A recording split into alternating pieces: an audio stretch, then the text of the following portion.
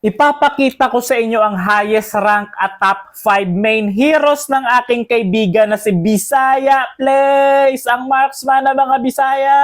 Ang highest rank ni Bisaya Plays ay 103 stars mythical immortal. Isa si Bisaya Plays sa mga hinahangaan at nirerespeto kong content creator dahil napakahusay niya ngunit napaka-humble lang. Si Bisaya Plays ang sumisimbolo at kumakatawan sa pag-asa ng mga Bisaya at napakahusay talaga niya mag-surprise. Pero bago natin ipakita ang top 5 main heroes at win rate ni Bisaya Plays, ang mag-follow pogi!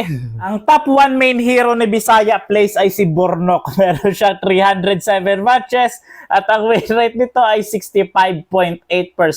Main hero ko rin si Bornok, mga lods. Ang pangalawang main hero ni Bisaya Plays ay si Claude. Meron siyang 296 matches at ang win rate nito ay 62.8%.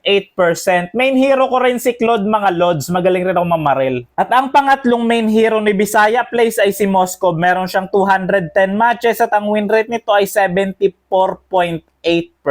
Main hero ko naman si Moskov, alam nyo naman yan. At ang pang-apat na main hero ni Bisaya Plays ay si Kari. Meron siyang 207 matches at ang win rate nito ay 58.9%. Main hero ko rin si Kari, mga lods. At ang pang-limang main hero ni Bisaya Plays ay si Clint. Meron siyang 150 matches at ang win rate nito ay 64.7%.